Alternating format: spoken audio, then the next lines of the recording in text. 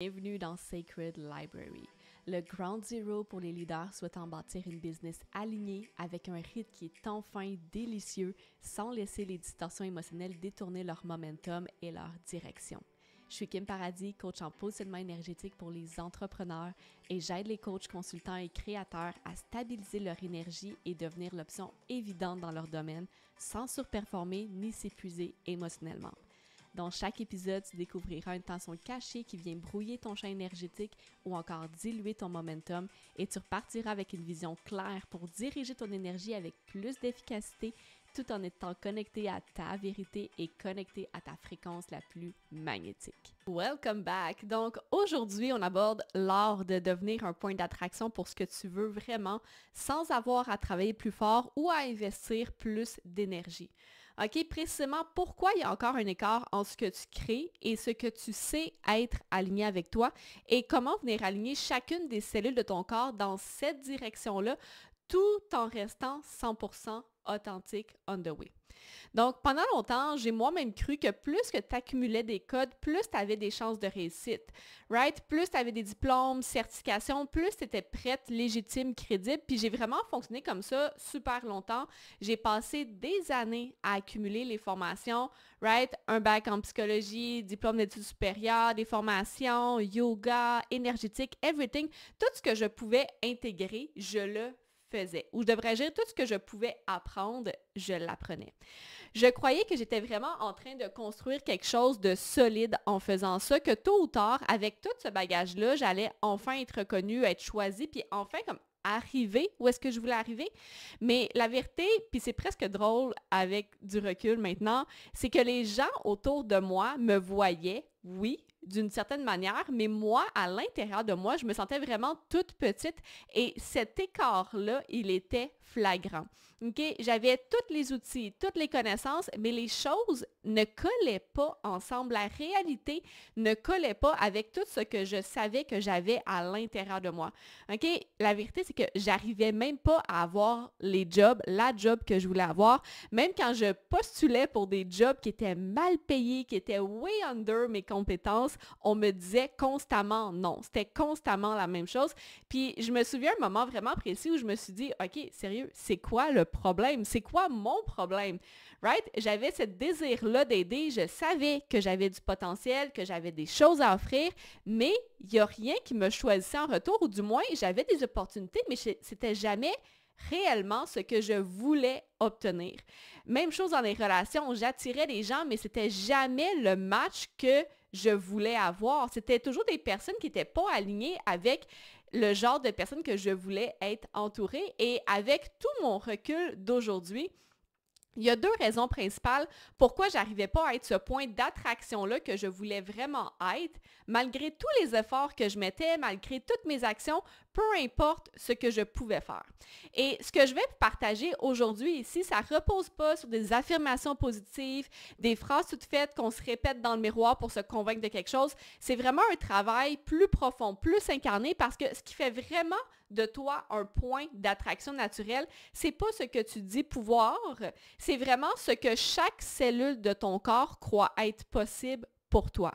Donc, c'est même pas ce que ton cerveau croit être possible, c'est ce que chacune des cellules de ton corps croit être possible. Et tant que ton corps va être en dissonance avec ce que tu affirmes consciemment, tu vas continuer à travailler plus fort pour ce que tu veux attirer. Tu vas continuer à faire les efforts, à faire tout ce qu'il faut, mais les vraies opportunités, les vraies personnes alignées vont toujours sembler out of touch.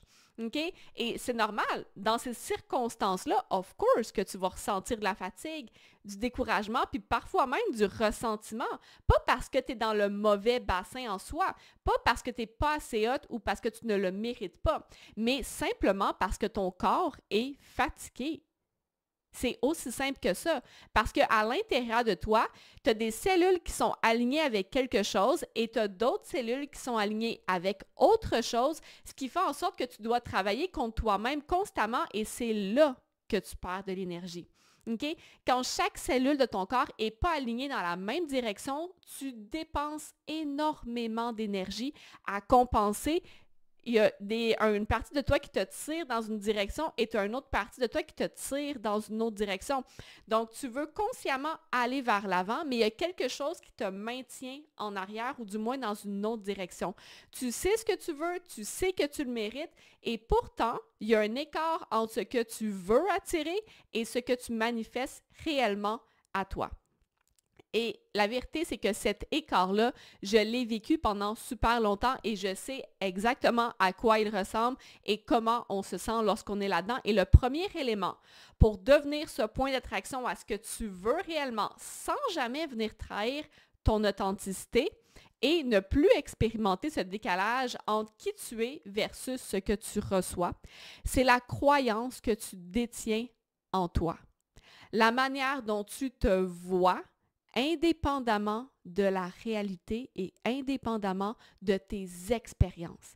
OK? Je ne parle pas de ce que tu penses de toi à proprement dit, je parle de ce que tu crois en toi dans chacune des cellules de ton corps. Je parle ici des résidus émotionnels et expérientiels de chacun des moments où tu n'as pas été choisi à la hauteur à laquelle tu aurais dû être choisi. Je parle des expériences de rejet, de l'invisibilité, de tous les moments où tu t'es sentie incomprise. Et c'est pas parce que tu te répètes que tu mérites mieux que ton système nerveux va y croire pour autant, right? Et ici, pouvoir réaligner toutes ces cellules ensemble pour arrêter de devoir mettre plus d'énergie sur la table pour créer, c'est pas un mindset qu'on vient aligner avec juste de la volonté, right? Parce que ici, il y a des émotions qui vivent encore à l'intérieur du corps et c'est pour ça qu'il y a des cellules qui ne sont pas alignées dans la même direction que les autres. Et c'est normal. Right? Des résistances que tu n'as pas pensé ou encore eu conscience sur le moment parce que ce n'était pas si flagrant que ça. Donc, ces petits moments-là où tu as des cellules qui ont intégré des pensées, des expériences et qui ont passé inaperçues. Et c'est à l'intérieur de ça que le véritable travail réside. Parce que tant que ces résidus émotionnels et expérientiels-là ne seront pas transmutés à l'intérieur de ton corps, donc pas juste d'un point de vue cérébral, tu peux penser avoir fait le travail, mais si tu ne ressens pas une réelle libération, right, la pression qui tombe à l'intérieur de toi, l'énergie qui se remet en mouvement à l'intérieur de toi, pas à l'extérieur de toi, c'est qu'il reste encore des parties de toi qui sont alignées dans une autre direction. Et tu ne peux pas juste forcer un corps à se réaligner, right? Tu dois l'amener là avec douceur, présence et surtout vérité. Et c'est exactement ça que je fais dans Alchemize avec mes clients. C'est pas juste un processus mental, c'est une transmutation énergétique complète.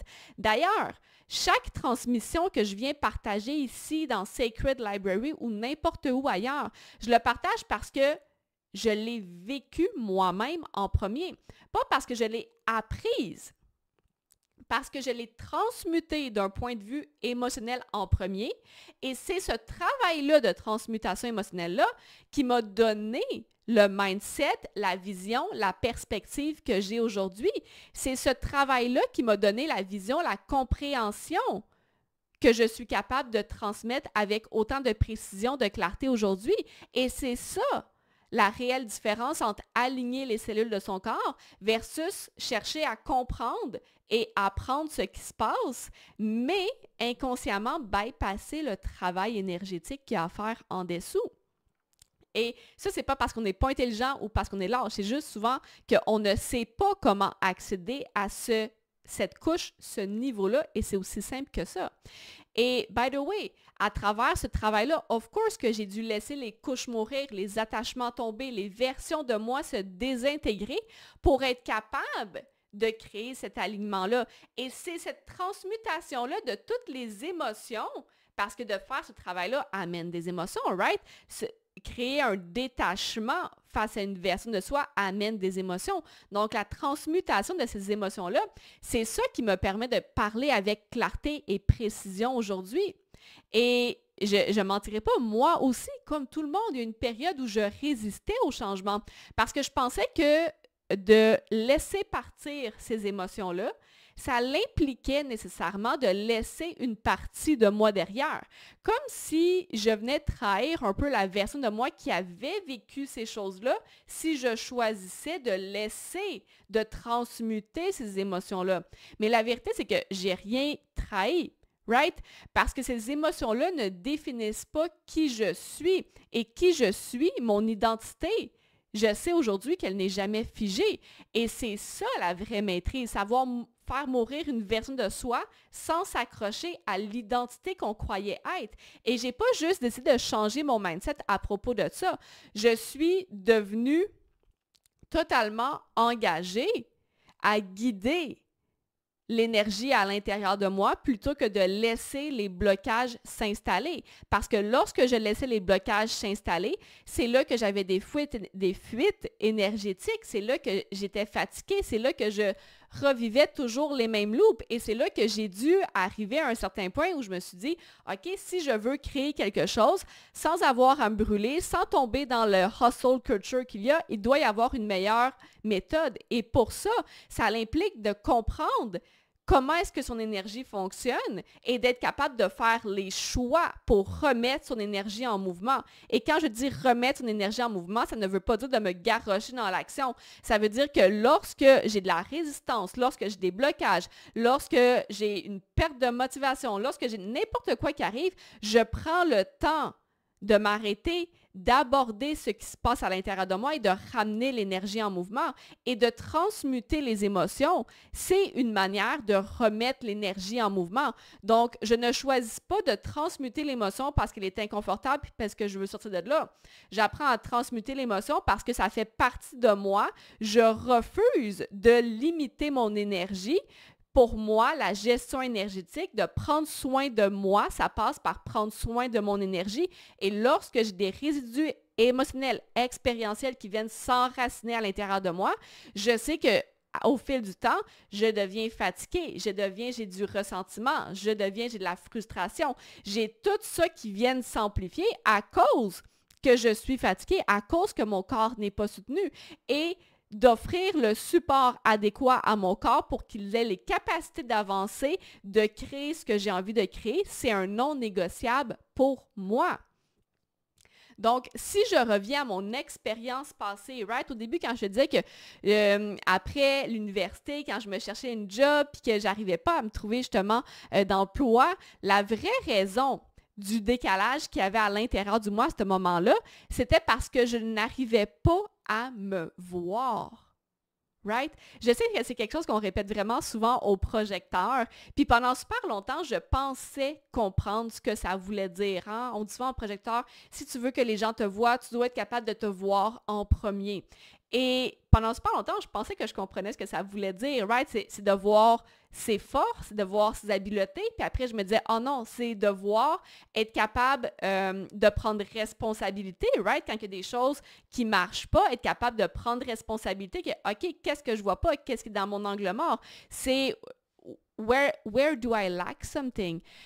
Puis après ça, j'ai fait, OK, non, c'est beaucoup plus profond que simplement ça. Se voir, ça l'implique de se voir indépendamment de ses expériences passées, indépendamment de ses expériences passées de rejet, indépendamment de ses expériences passées où il y a eu des silences face à sa présence, où on n'a pas été vu, soutenu, valorisé, indépendamment des moments où on a été invalidé.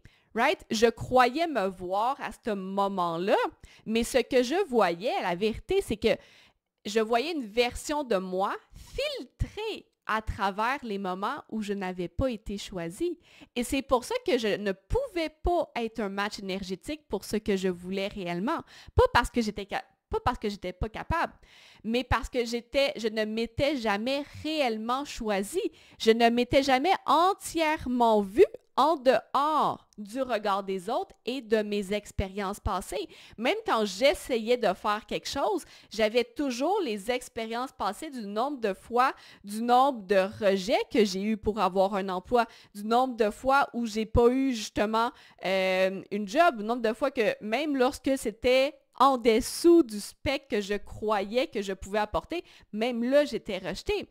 Donc, il y avait toujours une partie de moi qui se voyait et une partie de moi qui se voyait via mon expérience passée, ce qui faisait en sorte que j'avais un filtre face à la manière dont je me voyais moi-même et dont mon champ énergétique fonctionnait. Right? À ce moment-là, je ne savais pas encore tenir mon énergie quand le monde ne me choisissait pas.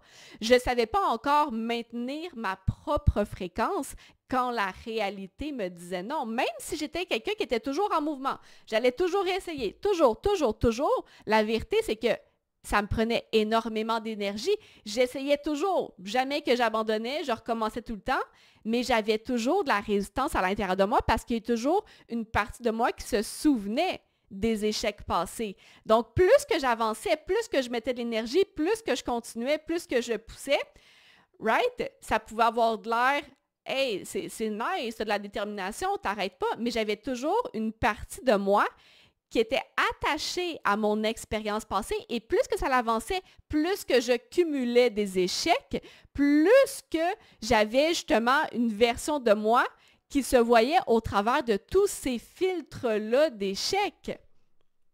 Right?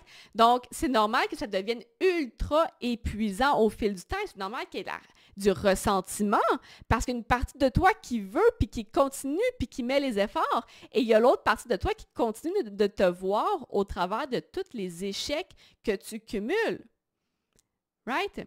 Et tout ça pour dire, tant que tu n'apprends pas à te choisir, no matter what, même quand rien autour de toi ne te choisit, tu ne peux pas être un match pour ce que tu veux.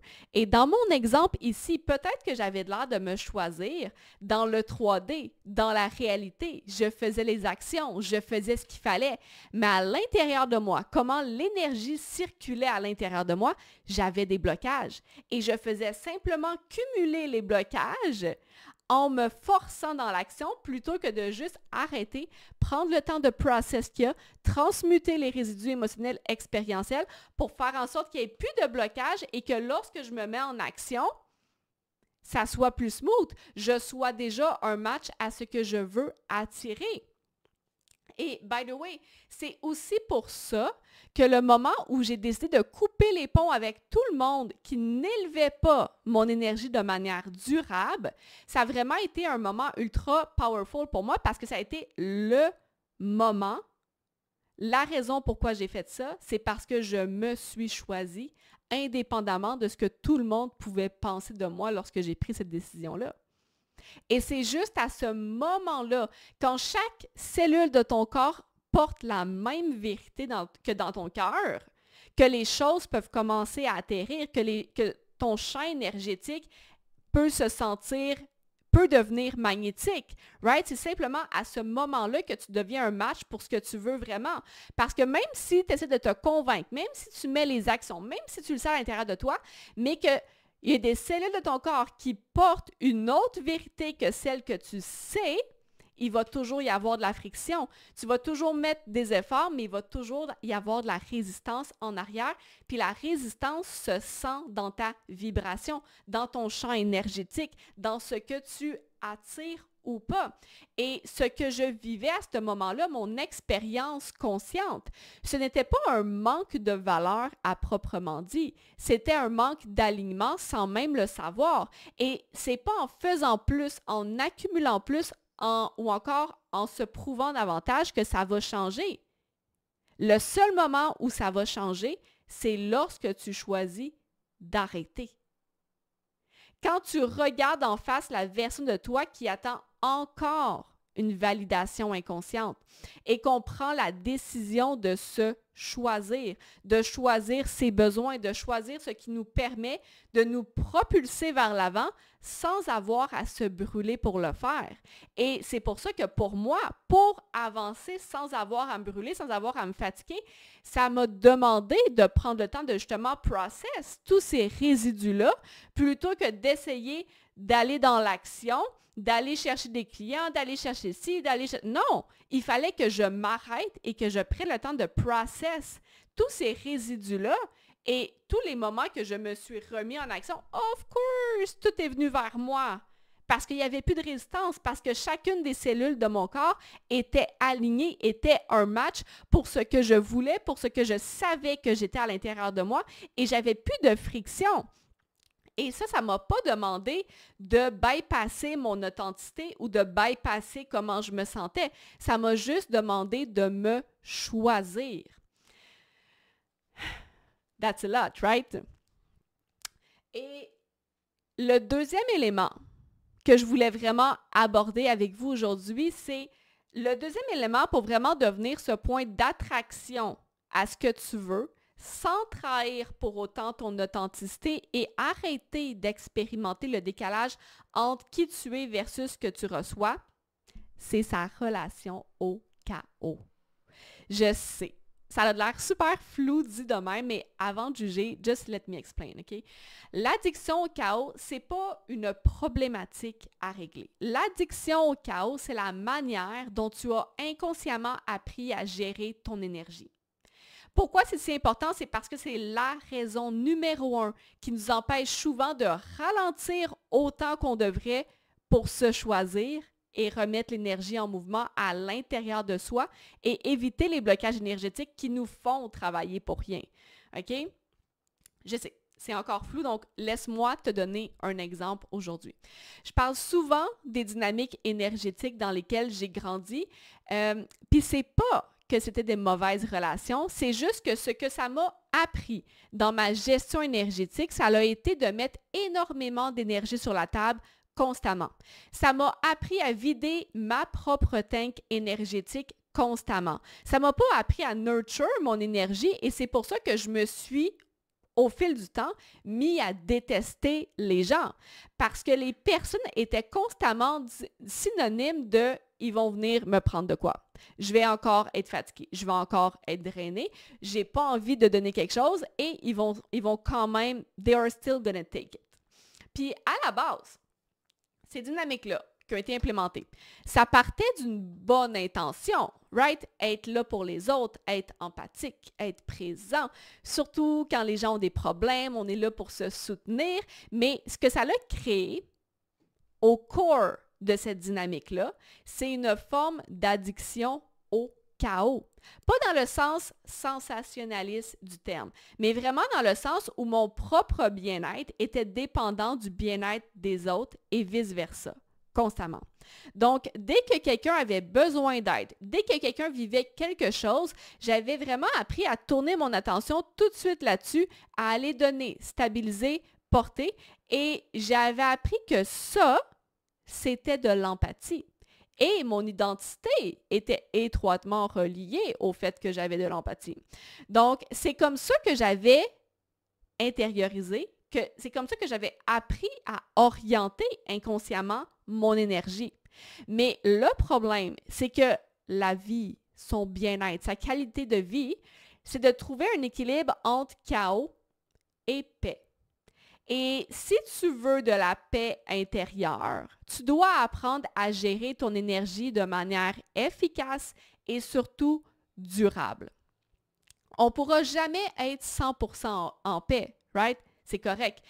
Il va toujours y avoir une espèce d'équilibre à maintenir et la vérité, c'est que sans même avoir essayé, naturellement, lorsqu'il y a quelque chose qui est en équilibre, ça va toujours balancer en deux extrêmes et l'équilibre va revenir naturellement.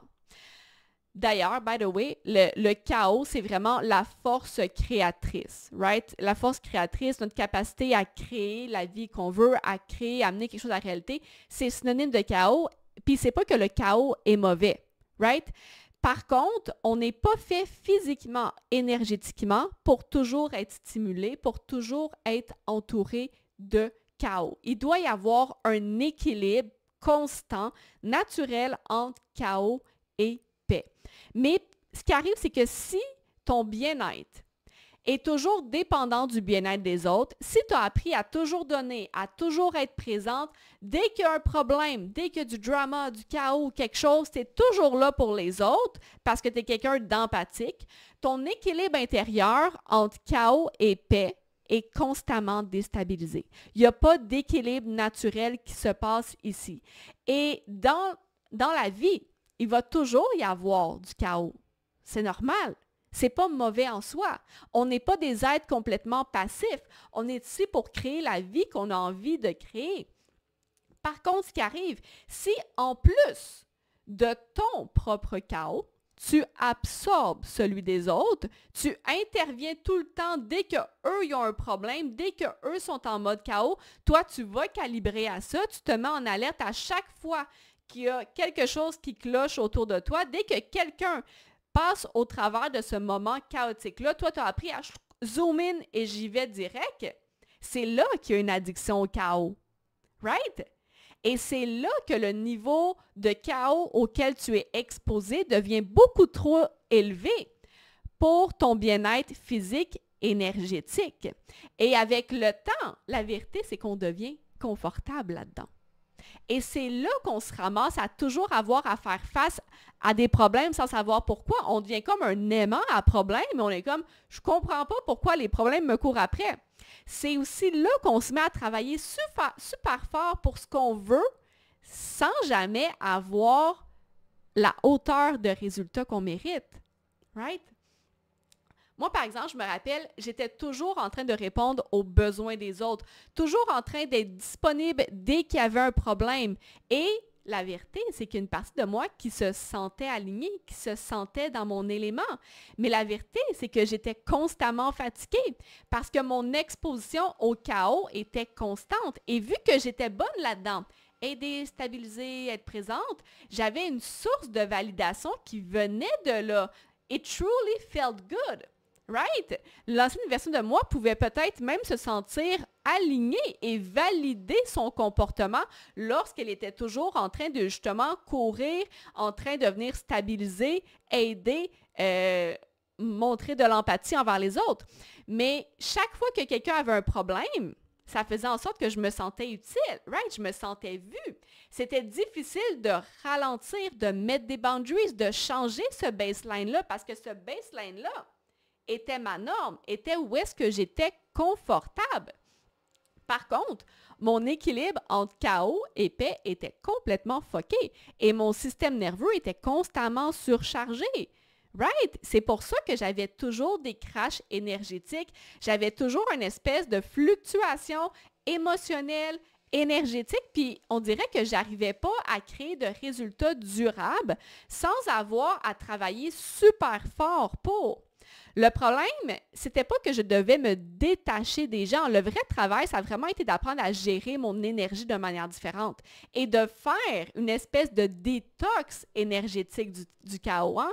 Apprendre à justement apprécier le calme et apprendre à être confortable dans cette fréquence-là, même quand il y avait des problèmes, même quand il y avait autre chose, même quand il y avait du chaos qui se passait autour de moi.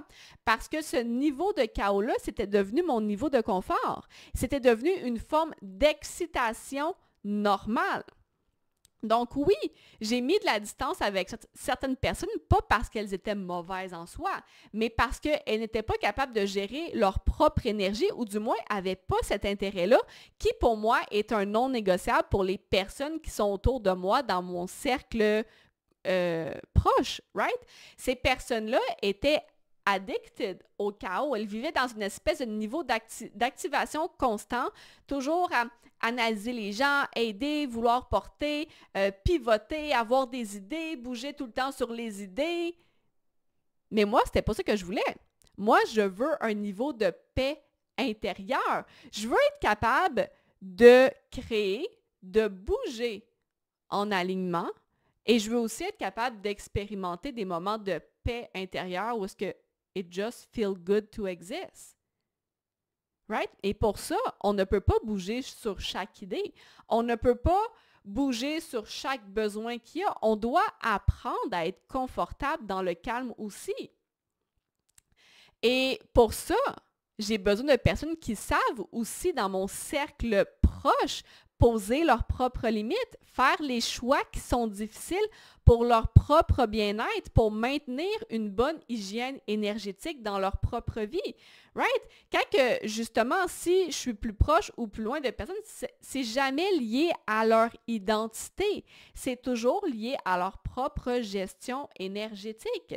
Parce que seules les personnes qui ont une bonne hygiène énergétique peuvent aussi m'offrir en retour un environnement aligné avec le calme que j'ai envie et que j'ai de besoin. Et ça ne veut pas dire que je ne suis plus là pour les gens pour autant. Par contre, maintenant, je suis présente, émotionnellement présente, seulement pour les personnes avec qui c'est un échange équitable. Des gens qui ont déjà une bonne gestion énergétique à la base, des gens qui ne me sollicitent pas comme pilier pour leur propre stabilité. Ils ont déjà cette stabilité-là interne à l'intérieur d'eux. Ça ne veut pas dire qu'ils ne font pas face à du chaos puis ils font pas face à du problème. Par contre, je ne suis pas là en train de fixer. Je suis là, je suis présente, je suis même émotionnellement présente dans la situation, mais à la base, les personnes ont déjà une bonne gestion énergétique on their own. Donc, leur résultat, la situation ne repose pas entièrement sur mes épaules. Et c'est ça la différence entre une relation, une dynamique où est-ce que tu as un échange énergétique équitable. Ça veut dire que je suis présente, je suis vraiment présente pour toi, mais je sais que toi aussi, tu es présent pour toi. And you do the real work behind. Tu ne fais pas juste essayer de ramer en surface, parce que si tu fais juste ramer en surface, moi aussi, il va falloir que je rame en surface et c'est pas ça que j'ai envie et je sais que je peux apporter beaucoup plus que ça. Parce que sinon, je redeviens, right, dans un mauvais environnement. Veux pas, je redeviens celle que je ne veux pas être. La version de moi qui donne trop, la version de moi qui s'épuise constamment, la version de moi qui n'est pas capable de créer de manière durable parce qu'elle est constamment dans un roller coaster énergétique. La version de moi qui est vue pour ce qu'elle donne, mais pas pour qui elle est, right? Être vue pour qui on est, c'est être vue, reconnue, soutenue, même quand on ne fait rien. Simplement parce que notre fréquence énergétique est agréable à vivre, juste parce que les gens ont envie d'être proches de nous sans aucune raison apparente, sans arrière-pensée de « c'est ça que je vais avoir ». Et tout ça, c'est pour ça que ce travail énergétique-là, c'est le baseline. Si ton niveau d'activation est toujours trop élevé, tu ne peux plus te voir. Tu ne vois que ce que tu peux faire, ce que tu peux donner. Et quand tu es dans des liens où chaque événement extérieur te met en mode alerte, où tu cours à chaque fois pour venir aider, stabiliser, réparer, tu es vraiment dans une codépendance énergétique. Et ça, c'est ça qui maintient le chaos autour de toi comme une norme dans ta vie et qui te rend magnétique au chaos et aux problèmes. Parce que tu t'entoures naturellement de gens qui fonctionnent aussi sur cette fréquence-là. Des gens qui, comme toi, sont wired pour partager leur chaos au lieu de le transmuter. Alors que si à la base, tout le monde apprenait à gérer sa propre énergie, sa propre gestion énergétique, à poser des boundaries, à faire les choix difficiles qui protègent leur stabilité interne, mais qui protègent aussi leur énergie, là, on pourrait avoir des connexions qui sont vraies. Donc, juste avant de finir, tu ne deviens pas magnétique en essayant de l'être. Tu ne deviens pas un point d'attraction en travaillant plus fort, en faisant plus, en prouvant ou encore en forçant ta réalité à refléter ce que tu veux ou à trouver la bonne stratégie pour être magnétique, right? Tu deviens un point d'attraction quand tu arrives à aligner chacune des cellules de ton corps dans la même direction. Et ça, on fait ça en apprenant à transmuter les résidus émotionnels, expérientiels qui viennent brouiller ta fréquence. Quand tu reviens à cette vision claire, inébranlable de qui tu es indépendamment des émotions, des résultats passés, des relations. Et pour ça, of course, il faut sortir de la fréquence du chaos que tu as appris à tolérer malgré toi. Celui que tu as appris à appeler normal, familier. Parce que ce chaos-là, c'est exactement ce qui t'empêche de ralentir, sentir, faire le travail d'alignement d'un point de vue cellulaire. C'est ça qui t'empêche d'être présente à toi-même et donc vient complètement brouiller ton signal énergétique. Alors la vraie maîtrise, elle n'est pas dans la performance ni dans le contrôle, on est d'accord? Elle est dans la cohérence subtile entre te voir clairement peu importe ce que tu vis, et ne plus laisser le chaos devenir ta boussole pour dicter tes actions. Right? Quand il y a du chaos, plutôt que de courir pour aller changer la situation, et si je prenais un moment pour m'arrêter, regarder comment ça me fait sentir de résister à la situation. C'est quoi les émotions, c'est quoi les pensées qui remontent à ce moment-là?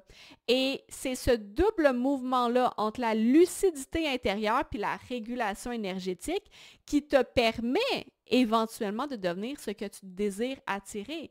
Et c'est à ce moment-là, seulement à ce moment-là, que tout peut changer.